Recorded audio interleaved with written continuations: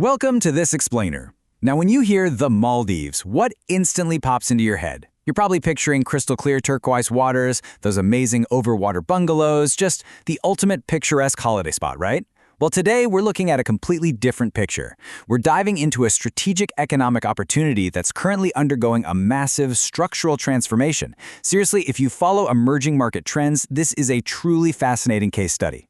The Maldives is actively charting a course to become a highly competitive, sustainable, global investment destination. And they've actually drafted a comprehensive national policy proposal to make it happen. So we're going to unpack exactly how they plan to pull the whole shebang off. Okay, let's dive right into this. It really starts with a fundamental question. What truly draws global institutional capital to an island nation? I mean, sure, the beautiful beaches and vibrant coral reefs are fantastic natural assets, but let's be real. If you're a major international investor, scenery alone doesn't sign the checks. You need a rock-solid foundation. While natural beauty is a phenomenal starting point, institutional investors absolutely require three main pillars to even consider it. We're talking long-term predictability and governance, legal efficiency, and a super clear path to economic growth. Before committing millions in capital, businesses absolutely have to know that the rules of the game aren't just going to change overnight. They need to know contracts are fully enforceable and that regulatory red tape isn't going to just strangle their operations from day one. This is the very baseline the Maldives is looking to establish right now. Let's move to Section 1, the resources and assets, and see how this builds. Before you can attract capital, you really have to inventory your raw advantages. And honestly, the Maldives has a fascinating mix here. For instance, while their actual landmass is tiny, their exclusive economic zone is absolutely massive. We're talking over 99% ocean. That gives them tremendous, totally untapped marine and solar energy resources. Combine that with a central location right smack on major Indian Ocean trading routes, plus a growing, educated youth workforce, the baseline is actually incredibly strong. But here's the catch. Raw assets just aren't enough without a secure foundation. A structural assessment of the country reveals a few absolute non-negotiables for policymakers. They've got to diversify beyond tourism, expand broadband to literally all the islands, and critically, they need to clarify foreign investment laws and strengthen anti-corruption mechanisms.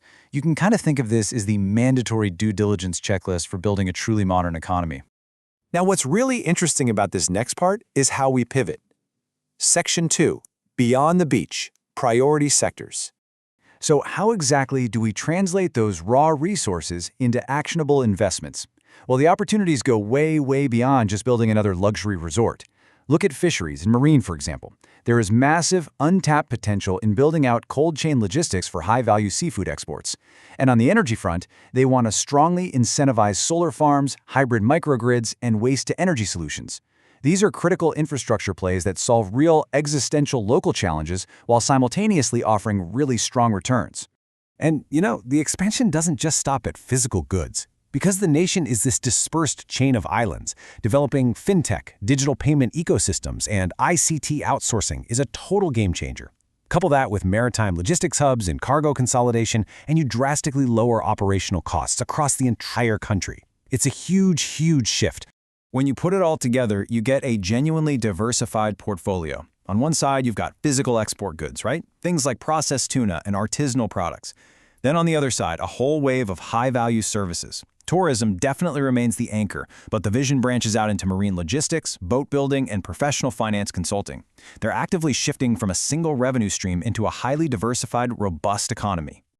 Of course, we need to talk about Section 3, balancing the scales, risks versus rewards.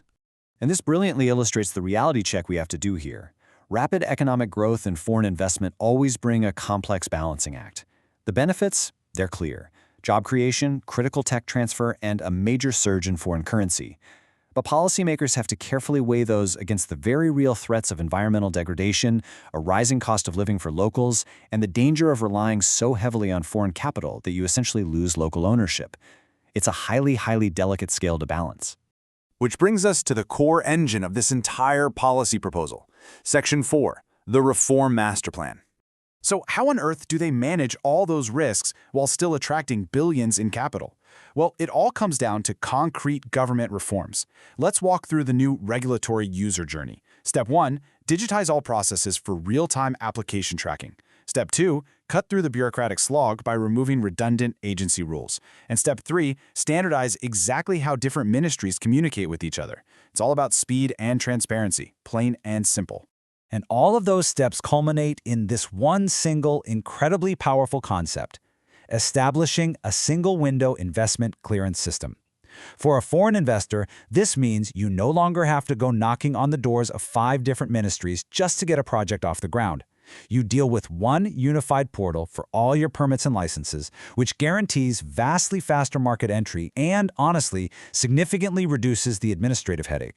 So the crucial point here is this bold new timeline, 7 to 14 days. Yes, you heard that right. That is the new maximum processing target for key regulatory approvals.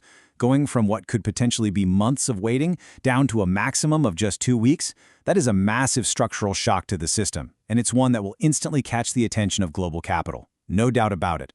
But, as we know, speed is literally nothing without trust.